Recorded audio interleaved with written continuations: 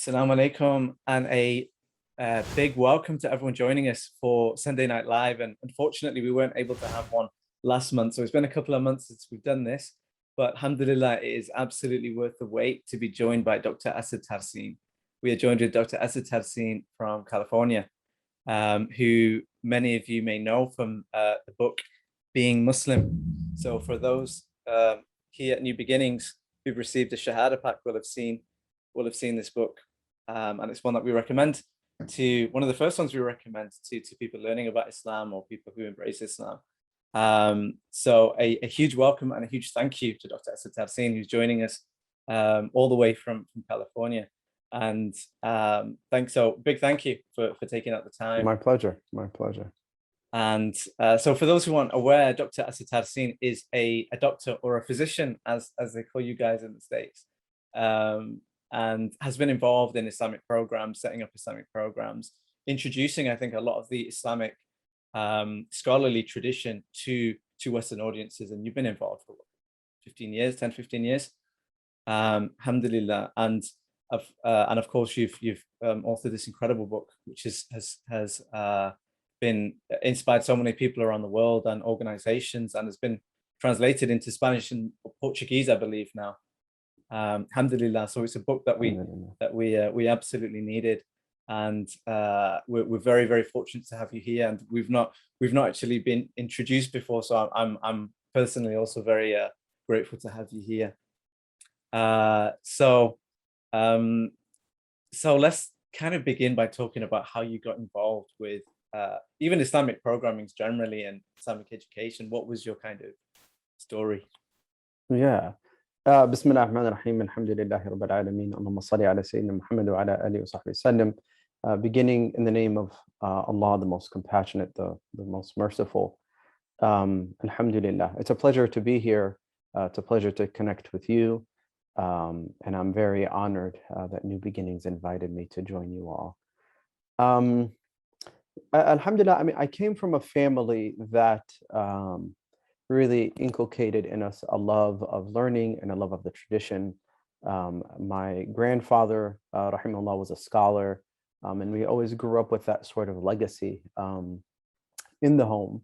But there came a point in, I think, my life and many young people's lives in which you sort of take the faith on as your own, and you have a bit of a reconnection to the faith, which is not too dissimilar from a convert experience. And so once I reconnected with the faith in a more serious way, I started to seek ways of learning and growing in the faith. And I was fortunate enough to come across the Rahla programs and the Deen Intensive programs that were organized by Sheikh Hamza Yusuf here, both in the United States and in the UK and various parts of the Western world. And I would say that's sort of where my journey with knowledge and more serious study began. And then from there, I think things sort of just naturally unfolded. Okay, fantastic. And in terms of like, so whereabouts in California are you based, or were you based at the time? Yeah, no, at the time I was actually in Michigan. I was doing my undergraduate degree at the University of Michigan. I majored in Islamic studies and economics. And at the time, Dr. Sherman Jackson was there as well. So I was fortunate enough to take a lot of coursework with him and even do some private study as well. And then I've been in California for about 9 years now. So I made the move to come out here. But the programming was happening sort of all over the world in that time. So. Okay, fantastic. Yeah. And I mean, I'm sure a lot of people here are familiar with Sheikh Hamza Yusuf, but for those who aren't, can you tell us a little bit about Sheikh Hamza Yusuf? Yeah, absolutely. Sheikh Hamza Yusuf is, for many of us, the scholar that sort of reintroduced us to the tradition that was sort of hiding right under our nose. You know, in Aladdin, there's the story of the old lamp that's still dusty and unpolished, but in it is this great secret. And I think Sheikh Hamza literally transformed a generation. And I'd say he altered the course of Islam in the West, Mhm. um, you know, almost single-handedly there by reintroducing this rich tradition and reconnecting Muslims with the scholars of the past, with an understanding of Islam as it was understood for generations. And I think at least in the United States and probably similarly in the UK, there were a lot of people sort of fumbling in their understandings of the religion, starting anew or having bits and pieces. But the other thing that I think Sheikh Hamza Yusuf did, you know, for my generation of youth growing up is it was actually a crisis that we had in which we lived our lives in which Islam was something for the mosques. And Mhm. then the rest of our lives weren't really truly informed by Islam. It didn't have much to say. Our religion didn't have much to say about the rest of our lives. And Sheikh Hamza Yusuf was the sort of, for many of us, the first introduction to um, someone who was both a scholar of the Islamic tradition, but also a formidable intellect and thinker in the Western tradition. And I think that opened a vista for many of us about what Islam could actually mean to us in our lives. And so one of the things that is often said is he's one of the rare speakers in which you can hear Imam al-Ghazali, Shakespeare, and Bob Dylan all quoted within, Mhm. the same 15-minute segment. His mastery of so many different fields of study um, introduced us to sort of this holistic, synthesized understanding of the religion. And it really helped to desecularize us. And what I mean by that is just this dichotomy of the world that I live outside of the mosque and then the world of just my prayers and my fasting. Um, and so he really did help many young Muslims to rediscover the tradition, and it ignited many people to go and study the faith more seriously. Many became students of knowledge and some scholars in their own rights. But he definitely sort of sparked a movement to reconnect to the tradition. Mhm. So I mean, and it's clearly someone that had a very profound effect on yourself, I would imagine.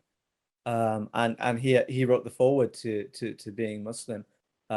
So the project of being Muslim, how did that come about? So the way that being Muslim came about was actually more of circumstance than actual intentionality. There was a young man that I had met when I was a student and learning, the religion and studying it with a certain degree of seriousness at the time, who had converted sort of in a vacuum. And when I say that, I literally mean I think he took his shahada without knowing anything about the life of the Prophet ﷺ. He didn't know really what the Quran was. I mean, it really fundamental questions of the faith he was unaware of. Um, and as I looked at, how a lifelong Muslim was able to study the religion, and I looked at how a new convert would have to come along and study the religion, I simply recognized a gap. Um, and although I felt myself um, sort of not the most suited, and that there were people far more knowledgeable than myself who should be engaging in this endeavor. In our religion, we have a concept of what's called a fard kifaya, that if nobody is doing it, then somebody has to do it. And I really felt at the time, without any claim, but I felt like somebody's got to do this. And so what I started to do was to meet with this brother and just sort of compile, how I would start teaching someone the basics of the faith, and connect them to this great tradition, but in a way that assumed no background knowledge. So one of the challenges, alhamdulillah, we have a lot of great literature on Islam in English. The challenge is if you pick up a book, they tend to have a lot of assumed domain knowledge, that you know who the Prophet ﷺ is, you know what the Quran is, you know when it was revealed, you know that it's in Arabic, I mean, the amount of assumed knowledge is actually quite substantial. And of Mhm. course, this is in the post 9/11 era, and in the age of the internet. And so I think I recognize that there would probably be more and more people of this type who sort of would convert, not have a support network of other Muslims to teach them, not have a background, and be lost in the sea of the internet without knowing where to begin. And one of the most fundamental things in Islam is to prioritize the knowledge that you attain and acquire, and then to prioritize it in your practice. So what the book endeavors to do is to sort of sort through an entire bookshelf of great Islamic literature, alhamdulillah, that's available, and to sort of be a guide through that. One of the things that's important to state at the outset is there's nothing new in the book, alhamdulillah. That's actually it is nothing other than sort of selections from the tradition and introducing someone in a way, maybe with some additional explanation and elaboration for someone who doesn't have the background. So that's sort of how it unfolded. I said, okay, you'd have to study a little bit of Islamic creed and theology, right? But then I realized that most of what we had in English was probably too much for a new convert with no background. Sometimes people study Islam for a while before converting, but this young man literally just dove in the moment he heard about the religion and knew it to be true. Yeah, and so that's sort of how it came about, and it sort of organically grew from there. I thought about what theology, and then how to pray and how to fast, and the other 5 pillars of practice, and then talking about some spirituality, and then one of the things that the book endeavors to do is there's certain aspects of Islamic education that are deemed mandatory for every Muslim to know. They're called the fardain, the individual obligations. So it definitely has a focus on the fardain, but it actually in some areas goes beyond that, because I do feel that there's a kind of domain knowledge that every Muslim should have, that even if you're going to be in a mosque, for example, and you listen to a Friday khutbah, that the imam will expect you to have some kind of domain knowledge beyond just praying and fasting. They'll expect you to know what a companion is, for example. You don't have to know what a companion. It's not. You won't be held accountable for not knowing what a companion is, or even a tabi'i, a follower, the next generation. But you will be expected in a Muslim communal setting, whether a mosque or a sermon, to know these things. There are aspects of the seerah that may not be a fard to know per se, but because love of the Prophet ﷺ is an individual obligation, there are many aspects of that were included. And again, very briefly, there are other works that are far superior, to at least introduce that and begin to inculcate that love, inshallah, create that seed. I mean, and I think even just in terms of the length and the detail and the fact that it's not restricted to just the absolute obligations, because that would ultimately be something that's very brief if it were restricted to that. And I think, and for those who've converted, like what a typical scenario is that they become Muslim and then they get handed like a pile of books, and it's like, okay, I don't even know where to begin, literally, because there isn't that framework in place to be able to ascertain, okay, what's the most important thing for me to learn now.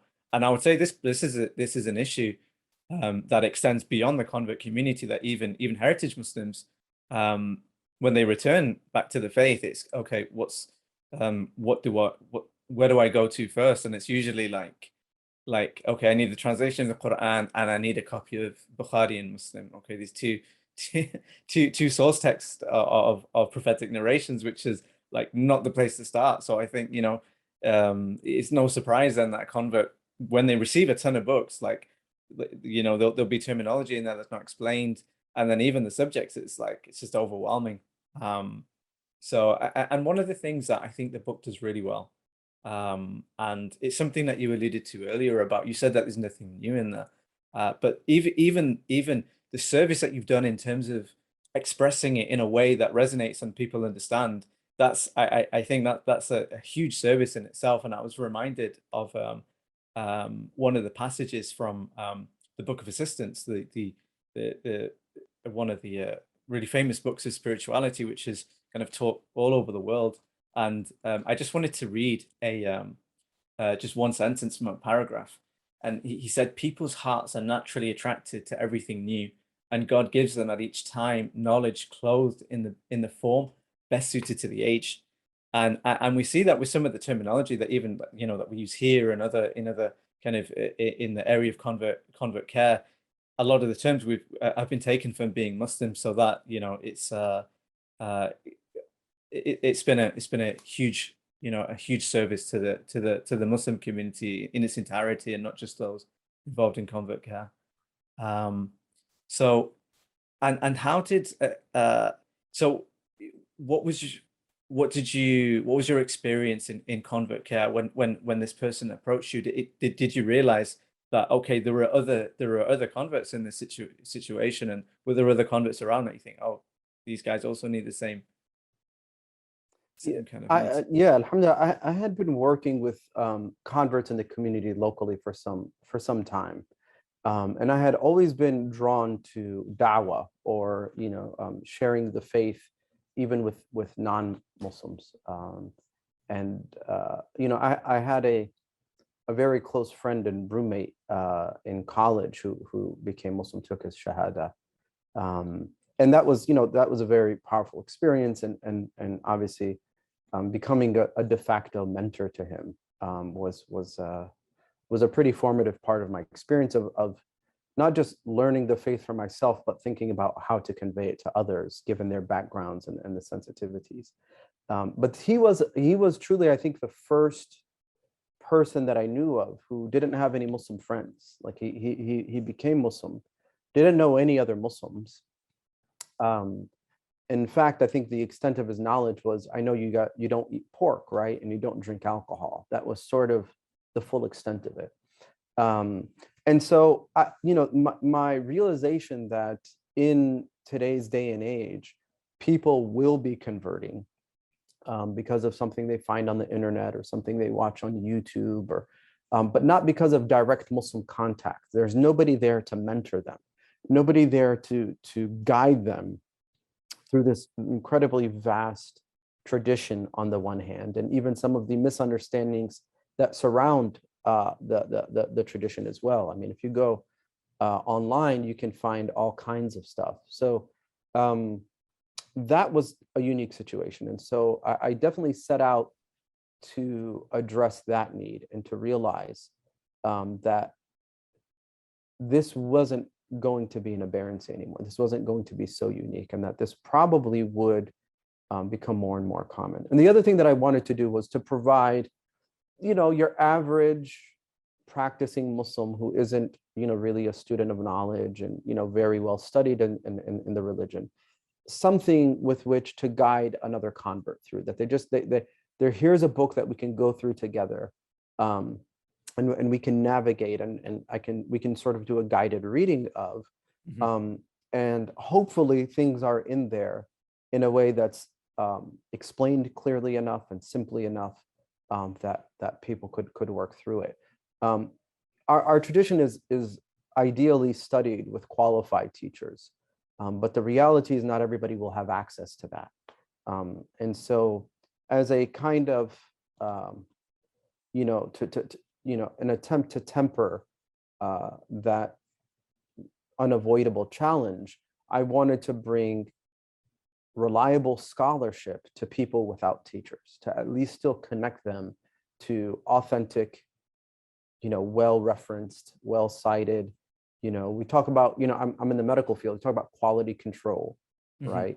And misinformation and all of these aspects to protect from that. And at least you can give the end user something that would be, that has done all of that legwork for them.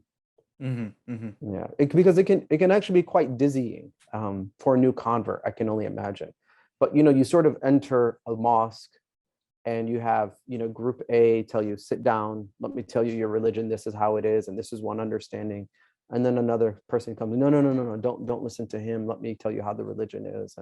And so to sort of that feeling of being disoriented in a new landscape, I think creates a level of anxiety that doesn't need to be there for the new convert.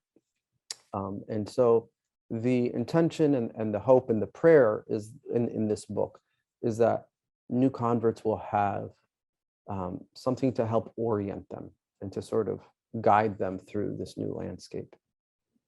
Because you Yeah. should just be in awe of your new experience, and you should just be,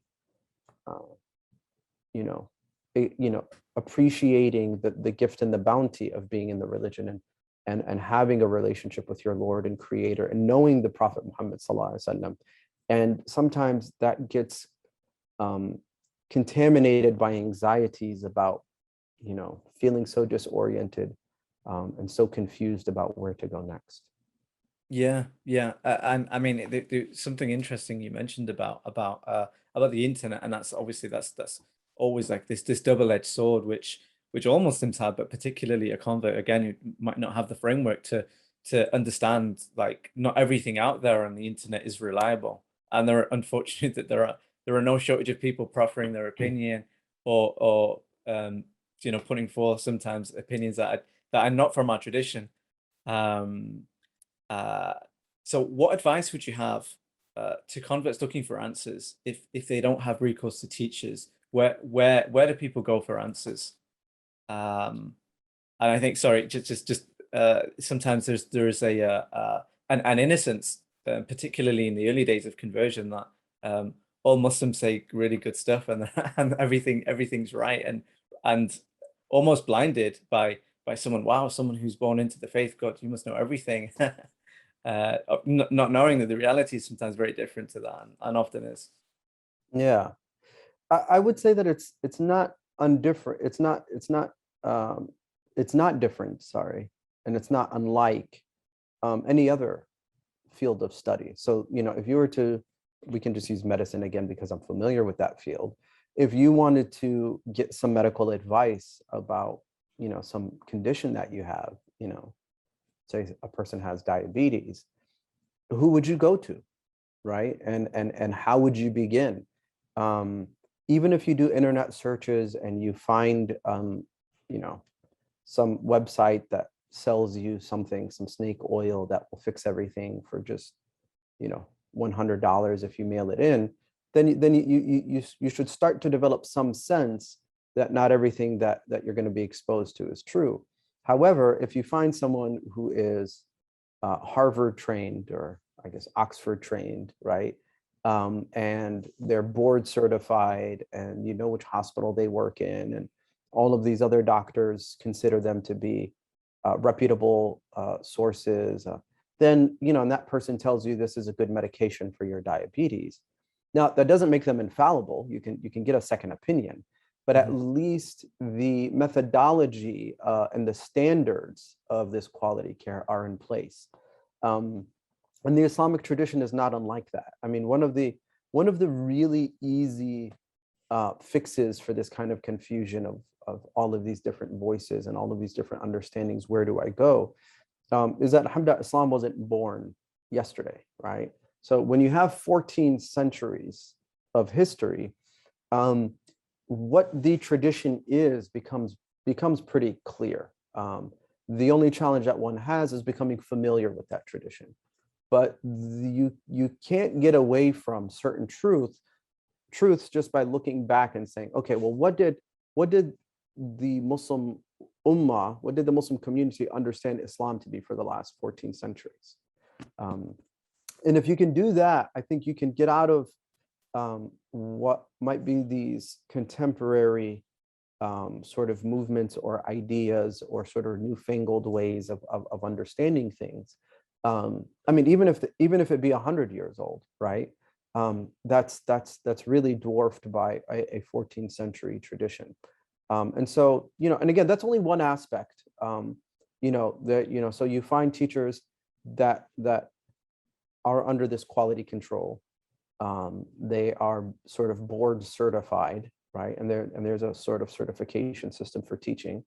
And then you really want to seek ones out that are of upright character as well. And so I think when you have those two, you consider yourself very fortunate to have a teacher like that. But those are the sources of knowledge that we should at least seek. Yeah, no, thank you for clarifying that, because I mean it is like as you described, that anxiety, it's very difficult once that sets in. It can kind of like take the focus off God, like the purpose that a person converted, the clouded through sincerity. Ultimately, that's been what I call, it's like hijacked by shaitan, or the devil, and a person isn't sure, yeah, am I doing it in the most perfect way, or Yeah. there's I think there's also the factors at play where a person feels like they have to everything in place by day one, or they have to be they have to have all that knowledge at the start, and you realize that it actually takes a long time for everyone, and everyone has to learn it regardless of whether they're a convert or not. Everyone has to go through that process of learning, and that's a journey that takes time, isn't uh it's often not obvious. Yeah. I And mean, one of the things, sorry. no, no, go for it. One of the things that I've learned from working with converts for a number of years, and I actually, as I wrote this book, I actually conducted interviews with several converts, and that really helped me in designing some of the material. But one of the things is, and I lay this out in the first chapter, is there's this sort of healthy tension that I think that needs to exist within a new convert. And this is with anybody newly practicing the religion. On the one hand, you have to allow yourself time to grow, right? You cannot take on this entire religion in a short amount of time. You can be completely committed, but you have to allow yourself time to grow. And you have to recognize you're not going to be the same person and have the same understandings and depth of understanding several years from now that you do today. And then at the same time, you have to also feel this push to not become complacent and realize that you should apply yourself to start learning this religion and start practicing this religion and growing in the religion. So, this happy medium of neither being complacent, right, nor falling into this, this almost like a zealotry, like a pace and an intensity that you can't sustain without burning out. And I think falling somewhere in the middle, where you allow yourself time and room to grow, right, which is the sunnah of the Prophet ﷺ. It's what he taught us, for people to grow at their pace, but to also push themselves to grow in that time. And I think Sheikh Hamza, he makes reference to that also in the foreword, and I think that I think it's quite easy to forget whether that's a convert or a kind of a newly returning Muslim, is that euphoria that you feel, that that you have to, or you want to do everything, and it's a real temptation, I think, and I think, I'm sure that's where like the role of a mentor comes in, and like, okay, you don't have to do all of this at once. You don't have to make all of these drastic changes. And one of the things that I've observed that is quite useful for that convert who's recently become Muslim, to take a step back and think, actually, how would my parents, how am I coming across to other people? In the sense, am I making these radical changes that realistically I can't sustain? Because I think there's two areas that I feel gets overlooked in convert care, or at least where a lot more work needs to be done. The heritage Muslim community, in terms of being prepared and welcoming new Muslims into the faith, and then secondly, the family of converts, like the immediate family members, particularly if people are living at home. What advice do you have for people who maybe fit into that situation, who are in that situation? They're living at home with family members, and they're trying to navigate maybe some difficulties in the practice, or anything. What? Yeah. Well, I think that is one of the challenges, is not so much how much you take on, although that's definitely part of it. One of the challenges that a convert has is they're unable to, and it's not just a convert, to be honest, anybody really truly committing to the faith, any kind of recommitment, is that it becomes difficult for a person to prioritize everything that they're doing. And so one of the great challenges is to not fall into a misprioritization. So for example, one of the things that I think we have in the West, and this is one of those sociological, psychological things to look into, is that identity becomes a really large part of it. And so things that are expressions of identity tend to take on greater importance. And the intangibles, which are, according to our tradition, far more important, how you treat your parents, start to take a back seat, right? And so this misprioritization becomes the telltale sign. This is one of the things, one of the ways in our tradition, this is what the scholars of spiritual path tell us, is one of the ways in which you know that your religious fervor has the ego involved in it, is that you start to misprioritize things. You do the things that make you feel like a good Muslim. They're not the things that God is asking of you, right? You're picking those things that give you something in return. And so if you have a rocky relationship with your parents, it becomes easy to sort of say, well, they're not believers, and so we have to part ways. I'm a believer now. And it's no, actually the religion would tell you that you should lower the wing of humility to them, and that you should be kind to them, and you should so you have to ask, you should begin with, what does Islam say I should be doing in this scenario? Because Islam itself is balanced. So it's not, the problem isn't taking on too much of the religion per se, although that can be a problem for some people. I think for most people, their challenge is in which aspects of the religion to apply first. And so we can get lost in details that I wouldn't say aren't important, but they're just not priorities. And these other aspects, which are great priorities, can be neglected. So definitely, I think keeping family bonds would be a very high priority for anybody newly committing to the religion. And each of those, everybody will have a different situation, and there will be complexities. But the easiest thing to say is, other than a parent's animosity towards the religion, will they say that the religion made their son or daughter or brother or sister a better family member, a better person? And if the answer is yes, then you're probably doing something right.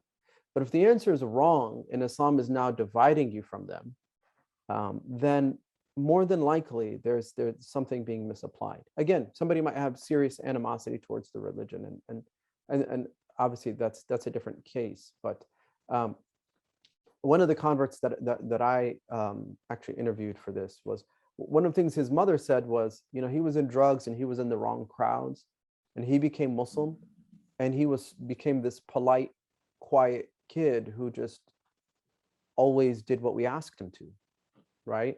Like, this Islam thing is amazing, right? She wasn't Muslim at the time. Probably, I mean, 15 years or so later, she did become Muslim, right? But her initial impact, her initial impression of Islam was, whatever this religion is, it's doing good for my son. And so I think that's important as well, is that people can see the light that Islam brings into our lives, and that it enhances who we are as people. It enhances our relationships. It enhances our blood ties, our neighborly ties, all of them. Yeah, absolutely. Yeah. In terms of, I wanted to change the direction slightly and change topic. New Beginnings is it's a convert only space, and I was mentioning to you before we started this session that when we formed the organization about 18 months ago, we had a vote. Should this be a convert only space, or should it be a wider space? And alhamdulillah, praises is for God, I was voted out, and this is a convert only space. and time has shown that's the right decision, and it's become very clear to us that that converts definitely need their own space, particularly in the early stages. But going forward, what does progression look like? What is and obviously everyone's journey is going to be different, and everyone's path is going to be different according to the number of variables. but what does a healthy progression look like for a convert after Mm, conversion? yeah. Um, I mean, I think that that's a very difficult question. I think that there's several aspects with which one should look at that. I think in terms of one's understanding and their knowledge of the religion, there should be a gradual progress, and there should be a progression to the point that they can, you know, sort of no longer think of themselves as converts, right? I mean, it's at what point do you stop introducing a convert as a convert, Mm, right? And as opposed to just a member of the Muslim community. Um, and so I think of convert care as almost like this incubation period, right? Like, you know, premature babies, you know, that we put them in these incubators and they need more care, and until they reach the point that they can now just go home and go into to the rest of the world.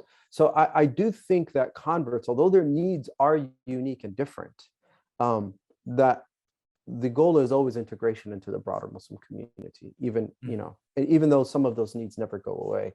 Um, and on the other hand, I think that to answer your question more directly, a couple of the key components to a successful progression is still a healthy sense of self, right? One of the things that converts tend to do, like I said, particularly Western converts, is identity starts to become a really important part of it, right? Um, there's a I don't recall who said it, but, you know, there's a saying that, you know, all conversion to any religion, but all conversion entails a period of temporary insanity, right? That you sort of go through this period of still trying to recalibrate yourself. Um, I would say that a good convert care program would help Muslims to still integrate a sense of themselves and the sense of their Islam in a way that's healthy and well reconciled and culturally appropriate as well. So one of the things I find very interesting is, you know, 20 years ago, 30 years ago, all converts pretty much took on um, Arabic names, Muslim names, and now it's a good mix. mhm. Um, Actually, I would say probably here in the U.S., more people are keeping their original names as long as they have good meanings. And so I think that, you know, that's a sign that there's some kind of reevaluation of sort of changing one's identity entirely, right? And so, you know, there's no, you know, there's nothing wrong with keeping your birth name, again, as long as the meaning is good.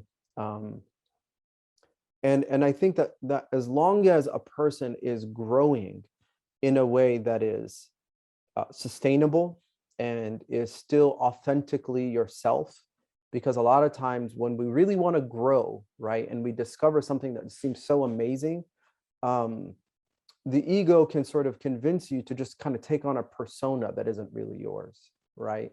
And that there's a certain way that I'm supposed to be and supposed to act and supposed to dress and supposed to look. Um, and that's not truly integrated into myself. And so you can see that in the kind of burnout that can happen many years later. So I think it is important that, one, we give people this room, this sort of incubation period to sort of reconcile these new teachings, this new religion, a creed, this new, you know, sacred law into their lives, and then their own backgrounds. Everybody's an individual. And this applies to what you're calling heritage Muslims. That's a new term for me. But heritage Muslims as well. This is something that everybody has to work and integrate, you know. So I think those are the signs of a healthy, um, you know, convert care program. How to do it, I think, becomes a little more challenging because people are individuals with their own backgrounds and their own needs and their own, you know, it's people are not there. There's no one size fits all program. Hmm. Hmm.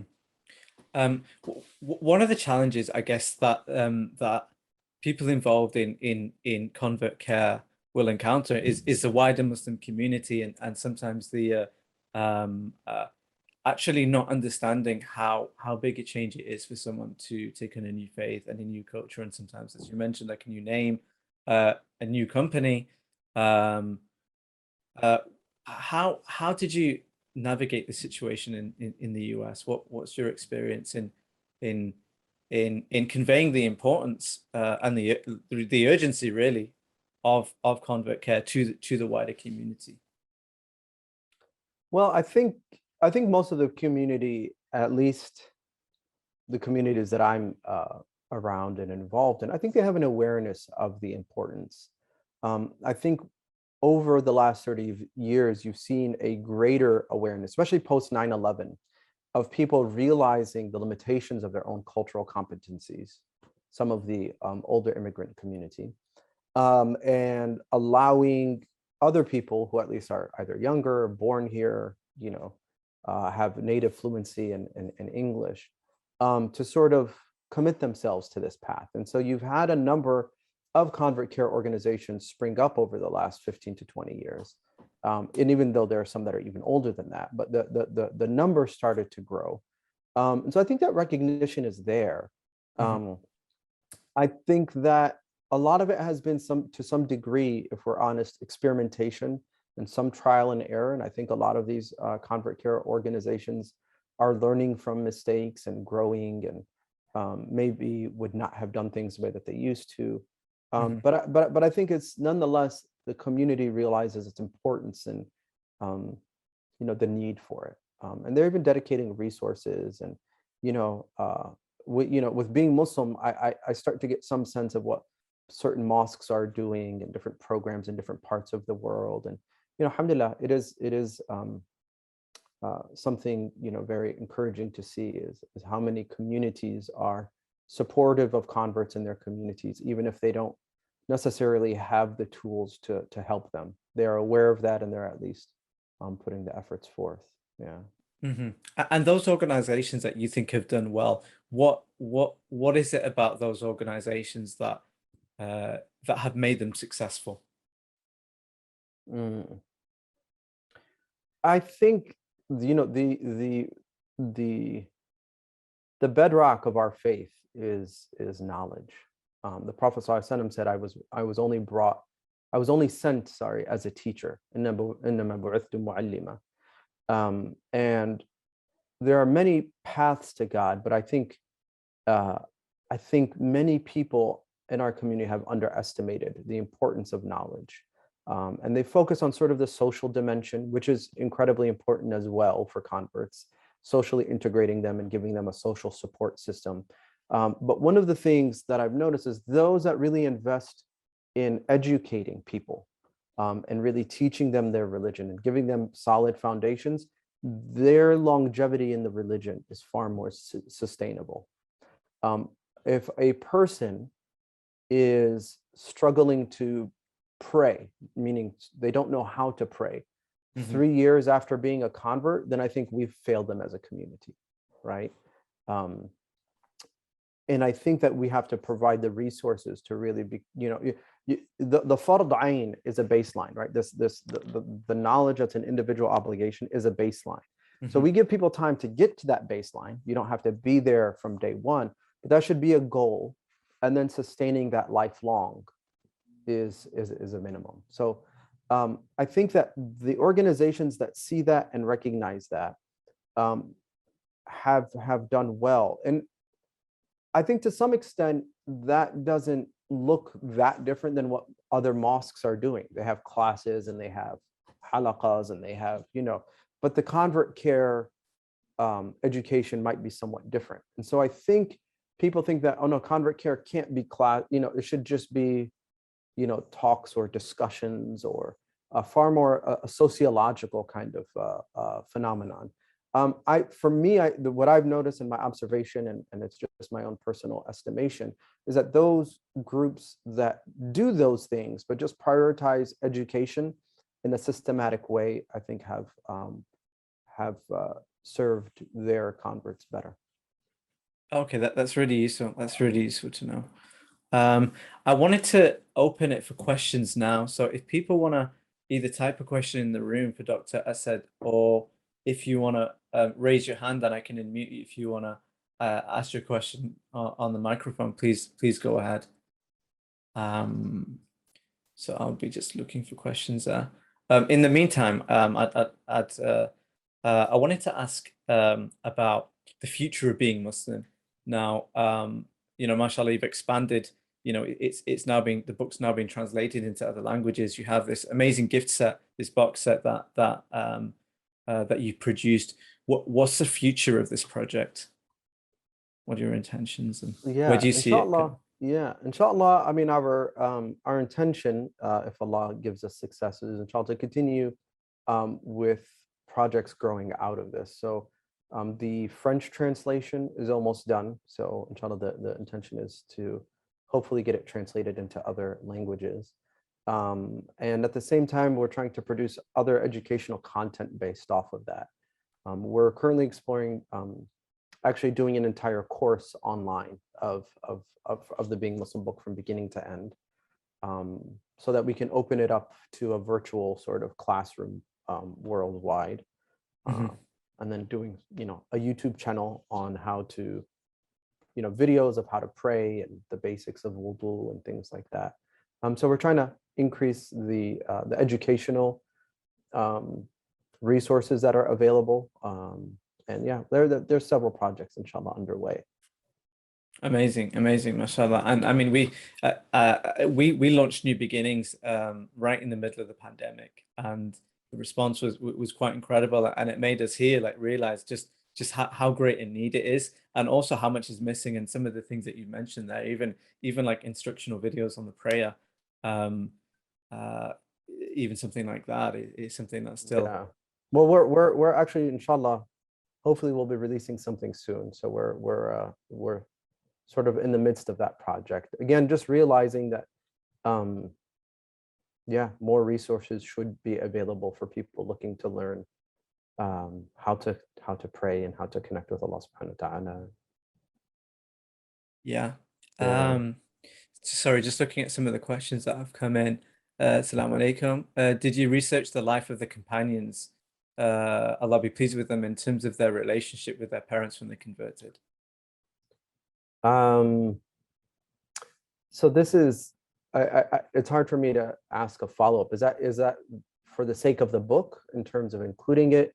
The short answer is yes. I mean, this is one of the things that I think is really important, is to remember that all of the companions were converts, and we tend to think of converts as people who stay converts forever, and they have these challenges. Um, but there with the companions, you have some companions who literally had to fight family members on the battlefield. And these were people who are sort of open enemies, and declared war on their children for becoming Muslim. Most of us aren't really engaged in that today, and so some people can read about um, a companion's willingness to sort of part ways with a family member, thinking that's what the religion might call for in a particular situation. But if you look at many of the companions, they kept relationships with their loved ones, and their family members, as long as they didn't interfere with or try to stop or oppose their practice of the religion. And there were many companions who had great relationships, and many of their parents were not openly opposed to the religion. One of the things I think that we have to be really fair about is the amount of disinformation about Islam is at an all-time high. And if someone has family members or parents that might have a less than favorable view of Islam, or even slightly belligerent, I think we should have a degree of understanding, compassion, and mercy for them, and really invest in what I would call the long game, right? To realize that good character and kind treatment of your parents, it might take 10 years. But I've had converts tell me that they have said things to their parents in their early days of being a Muslim that it took them 10 years to correct. Like, they said something that they regretted saying, and it took them 10 years to correct. So I would just encourage everyone to start from a place of compassion and love and humility, and really work to improve those relationships, and realize that Some people are opposed to things simply out of ignorance, and that's not the same as open belligerence and being an open enemy. And so we should meet those people with compassion, inshallah. And it requires a lot of patience on our part. You know, it's a difficult burden to bear sometimes. Jeremy's asked, do you think, given the growth of the Revit community, if we can call it that, that there is a research direction that we can go down to ensure maximum benefit? Lots of Revits who are now in university, lots of children of Revits too. Do you think there is a useful sociological direction that people can head down? I think that's a great question. I think there would be benefit in that. It's not my field of study and my expertise. I don't think I have anything to contribute to it. But I do think that we should take all of these aspects of our religion very seriously and study them, and get data on them and conduct interviews. Anything that is, you know, it's interesting to think about in the capitalist world that we're in order to sell a product well, people will do, you know, market research, and they'll do test groups, and they'll do all types of things. They'll try different colors and really assess the responses of customers, all for the sake of making more money. And I think we should at least have that level of seriousness as well in our da'wah, in our calling people to Islam, in our care of converts and support of converts, I think is probably a better term as well. And definitely, I think there's a lot of research that can be done, at least here in the US. We have large swaths of converts that converted, for example, in the 60s and 70s, and then you have their children, and, you know, but again, not my field of expertise, but I do think that knowledge should be obtained and then hopefully integrated into programs that would be more beneficial to us all. Yeah, so I was just going to mention it, but Saleh is mentioned in the room that there has been a report, a publication on a year on this for over a decade. Saleh, if you're able to, do you want to speak a little bit about that? I know this. Assalamu alaikum, Dr. Asad. We've got so many like meaningful mutual contacts from the Bay Area, and I have the signed copy of your book, which you sent me vicariously through a friend as well, though we've never met. I hope one day we can Inshallah. It's a pleasure to connect with you. Alhamdulillah. So yeah, on average, there's been a report or a publication annually for at least 10 years in the UK. These have been conducted by NGOs, philanthropic foundations, universities, smaller non-profits. And so there's already a lot of data, and yeah, that's what I was going to say on that. I think the problem is that the recommendations don't trickle down and people don't read. Then you have the academic that have a vested interest in, you know, getting the funding to keep the lights on personally in order to generate more research. And I think, you know, there's always going to be tension there, but there's already a body of literature, Jeremy, on this. And again, I think the issue is that the recommendations don't trickle down, and we're not actioning the recommendations. Mm. Amanda, who's joined us too, said that her postgrad research was on religious nurture and continuation in children of converts. So so it looks like hopefully that work has been done, and as Salah was saying, needs implementation and reading.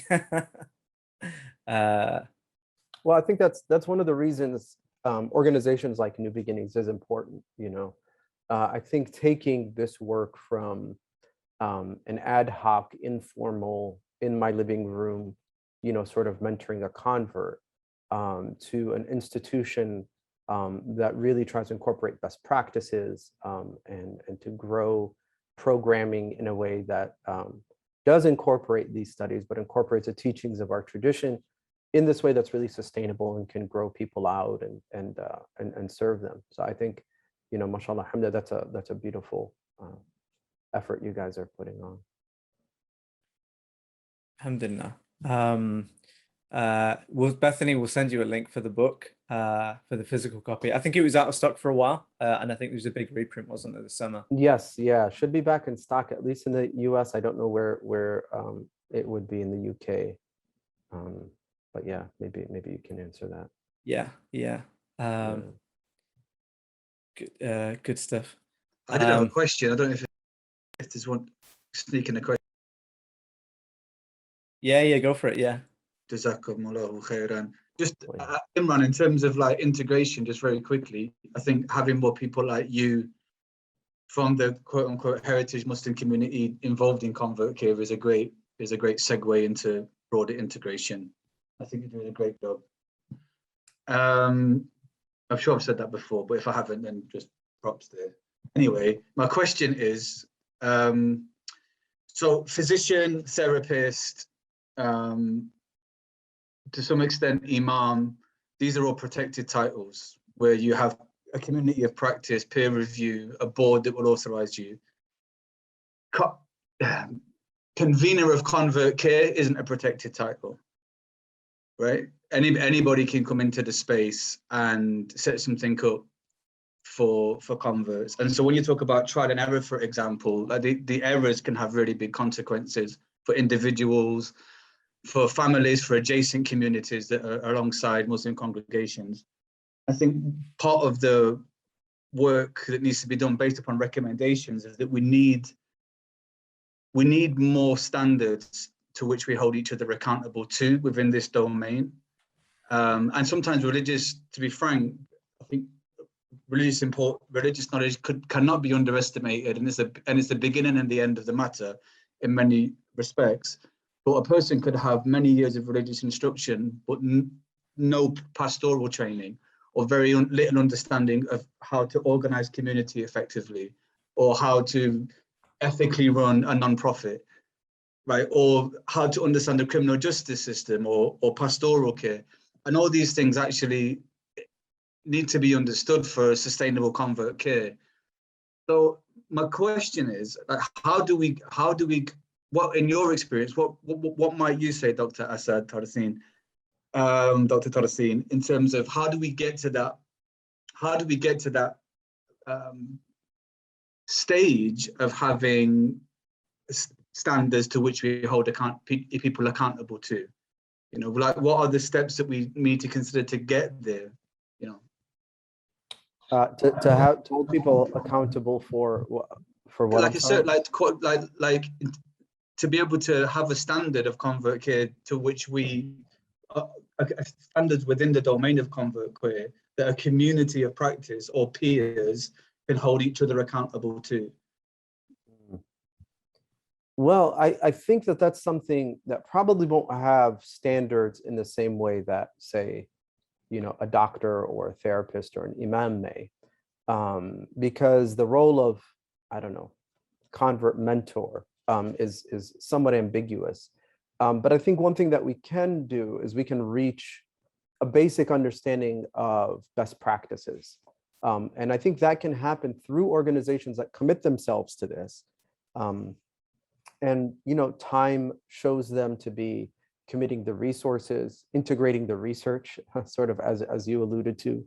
And they have qualified people involved, at least on a board level or, you know, in a teaching capacity, and that they are developing their best practices in conjunction with qualified scholars, therapists, you know, they're assembling, because this is, again, a new endeavor. Yep. I think, inshallah, what will come and develop over time, because this is still somewhat of a startup phase, is that you will have best practices and trustworthy organizations that develop, and then people will start to follow their lead and their model. But I think you're right. I think that we have a culture where we tend to set things up very quickly, and people can become trusting of an organization that's a week old. And sometimes some of the negative impacts of what they do can last for a long time. And so that's why I do think I do feel really good about and reassured by the number of organizations that are developing. They are working together and communicating, that I know, maybe not all of them, but a good number of them. And they're starting to develop a consensus around really basic questions of what's needed. But because I do believe this is still kind of a new area, there is still trial and error, and that doesn't diminish from the impact of the error. But I also think that that's why this has to happen under the supervision and guidance of scholars. One of the important things that we need to know is if somebody truly understands the religion, when I say truly, it doesn't mean that they know the religion, right? That they have all of the information, but they have a depth of understanding. Allah will give them a type of wisdom that they will be able to help guide a situation, even if they don't know all of the cultural narratives there. They'll be able to know their limitations therein. So, sometimes you can have someone who is completely unaware of the cultural context, but can still, because of their wisdom and their depth of understanding of the religion, still communicate something effectively. And then you can have somebody who's, from the context itself, and then unable to act wisely in a situation. So I think both of those things are true. So I think guidance of scholars is something that I do feel strongly about. Thank you. That's really yeah, that's really helpful. Thanks again. I think there's more questions in chat. Yeah. I'll just take one final question because I'm aware Dr. Asad actually is working pretty soon, so I don't want to keep you too long. No, I'm okay for time. So if people have questions, I'm okay. We have some time. Allah bless you. Amanda was asking, on the topic of when does a convert just become a Muslim? In my experience, this is something that the heritage community struggles to move on from.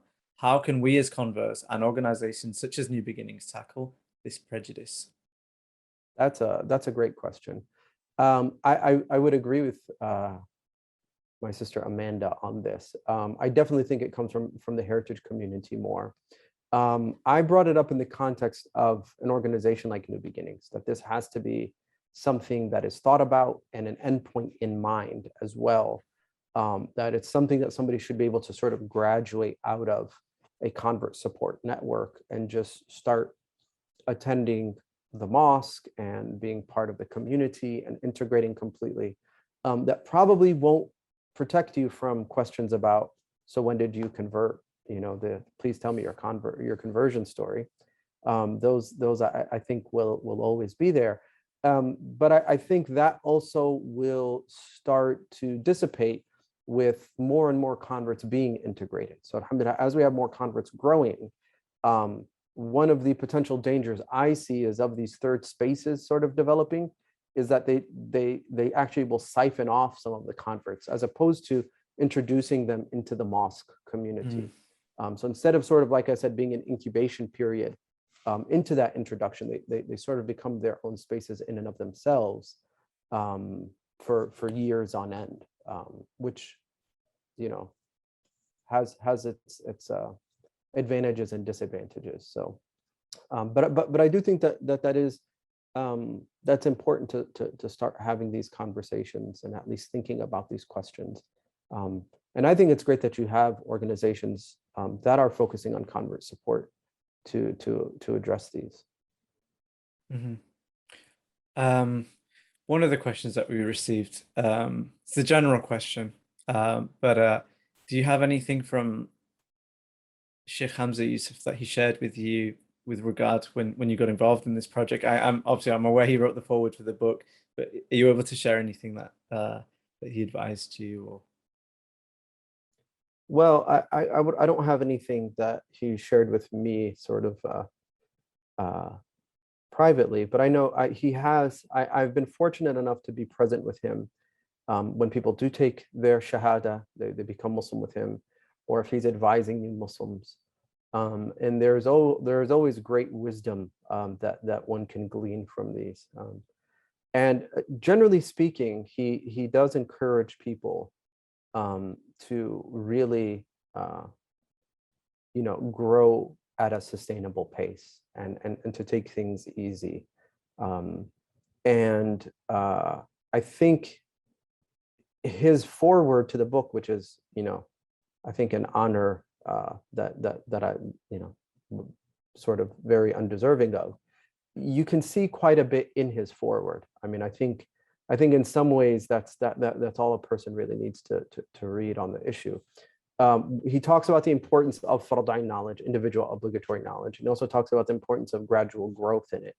And he also talks about the depth of the tradition at the same time. So he introduces all of these aspects. And I think that those are important things for every convert to know, that the religion is an ocean and not everybody has to dive for pearls, but everybody should learn how to swim at least, or tread water, stay afloat. And the only way to do that is through study. And so that's what I've experienced, is that Sheikh Hamza does focus on teaching. I mean, that's what he's dedicated his entire life to, is the preservation and the transmission of knowledge. He could have, obviously his time is limited, but he could have exhausted his time in, some of the social aspects and some of the needs we have there or elsewhere. But his emphasis has always been on education and on learning. That's what's unique about Bani Adam, the human being, right? The child of Adam, as opposed to all other animals, is our ability to know and to learn and to grow in knowledge. So those are the aspects that I've seen him emphasize, and some of the few times that I've seen people take their shahada with him, ask for advice and things like that. Mm-hmm. Yeah. I think the other questions, I think it was answered earlier about how to find trusted knowledge. We spoke a little earlier in the session about, I think I do want to add to what we talked about earlier, if that's okay. Absolutely. I would really say, I do think that when you have an organization like New Beginnings, that they're connected with reliable scholars and trusted knowledge, they will do a lot of that work for you. And so I think that's important, to be connected to the right organizations. I would also say that on the other hand, after you find trusted knowledge, right, I would actually stop obsessing over all of the other competing narratives, right? There can be a lot of noise sometimes when you go into the mosque community and all of the different narratives and sort of the dialectic between different ways. What I would say is, as a convert, it's actually a kind of tragedy of the age that this is even a question. I think about converts 300 years ago. This wasn't one of their challenges. If they converted, they just started to learn the religion from, a local scholar. And I think it was probably a much smoother and more organic process, would be what I imagine. Not to romanticize that it was easy, but at least this aspect of, what version of Islam do I start to learn and understand, I don't think was as much of a question. So my attempt, and this probably sounds like a promotion, but my attempt in the book Being Muslim was to almost remove this question from, to sort of answer it and allow you to move past it as if you are a new convert, and to start to learn, and to know. So generally speaking, what I would say is this, and some of this, if this is beyond what you already understand of the religion, then just sort of put it on the side and don't let it confuse you. But generally speaking, if you look over this, I talked earlier about the 14 centuries of scholarship. What you can glean from that, after a while, you can make certain observations about trends. The majority of scholars for 1400 years, they followed one of the four schools of Sunni Islamic law, sacred law, right? There's different schools that develop different methodologies, right? So you can sort of come to that conclusion. Then you can say, okay, when it comes to creed, there were two main schools and one minor school. Okay. And then when it came to this, and you can start to develop trends. Once you determine those trends, I think it just becomes reassuring to say, okay, if a trusted scholar is working outside of this framework, then maybe they're not actually a trusted scholar. I should say somebody who claims to be a trusted scholar. So that framework can lead to different conclusions, to reliable, trusted scholars, like two reliable doctors, can give you different opinions on a matter. But the framework of what is a trusted scholar is somebody who's in a chain of transmission, meaning they studied with someone who has studied with someone. So they're from this board certification system, so to speak.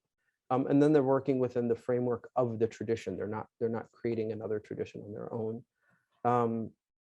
And again, you do want to make sure that they're people who are upright in character, and they do have some degree of wisdom. These are the things that our brother Saleh was referring to, that you still have to have some degree of sort of pastoral knowledge if you're going to be involved with converts. So there's it's quite difficult. But I would also say that the internet, for as much as it does to confuse us, there's a lot of great resources on there. I mean, we've talked about Sheikh Hamza Yusuf here in America, Sheikh Abdul Hakim Murad there in the UK. I mean, there's a great number of resources of very reliable and trusted scholarship that one can access to really at least just get a nice baseline of knowledge.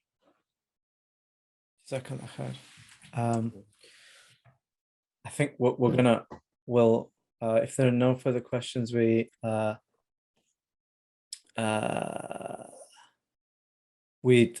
call it a day there. And I want to thank everyone for attending, and thank Dr. Asad for taking time out to it's a huge honor to be joined by the author of Being Muslim that's affected and continues to affect, and I'm sure will continue to benefit so many different people, probably beyond the scope of what you thought was going to happen with the book. But alhamdulillah, it looks like it's something that Allah has seen benefit in and wants to spread for converts in many distant lands. Alhamdulillah, we had the Ustad Zainab Ismail on a few months back, so we've had, and she was telling us of her kind of journeys to Cuba and Mexico. So we've had the East Coast, and now we have the West Coast in Dr. Asad. I actually, one of the things that I'll have to point out is my work with converts, and it's been, I'm going to age myself here, but probably 20 years or so, has been pretty selfish. And I say this in all seriousness. What I get from working with converts is far more than anything I give. There's something about the courage, the sincerity, the fervor of a convert, and the willingness to sacrifice so much and go through difficulty and turmoil, to have the courage to see the light and jump directly into it, is something that I think many heritage Muslims admire and draw strength from. So alhamdulillah, this is, for me, it's been an honor for me to be of service to people like you. So alhamdulillah. Alhamdulillah. Could we request you make a short dua and a prayer to conclude the session, inshallah? Absolutely. اللهم صل وسلم وبارك على سيدنا محمد وعلى آله وصحبه وسلم. يا ربنا سبحانك لا نحصي ثناء عليك أنت كما أثنيت على نفسك. Oh Allah, we praise you and we thank you and we show gratitude, and we ask you to send peace and blessings upon the Prophet Muhammad, peace be upon him, his family and companions. Oh Allah, we ask you to make our hearts firm upon this religion. You are the revolver of hearts, and we ask you to make our hearts firm upon this religion. We ask you to fill our hearts with light and with knowledge and with faith, and we ask you to make the last words on our lips as before we leave this world, La ilaha illallah Muhammad Rasulullah. We ask you to make everyone here and their loved ones firm upon the faith. We ask if there's anyone with a difficulty that you lighten their burden. We ask if anyone is ill that you heal them. We ask if anyone has a debt that you help them to repay it. We ask you to bring ease to anyone who is suffering or has a burden. We ask you to resurrect us on the day of judgment, standing behind the Prophet sallallahu alaihi wasallam, having him pleased with us and accepting of us and allowing us to drink from his blessed hand. And we ask you to reunite us in paradise and to make us amongst those who carry on this religion until the day of standing. Wa sallallahu wa barak ala sayyidina Muhammad wa ala alihi wa sahbihi wa sallam.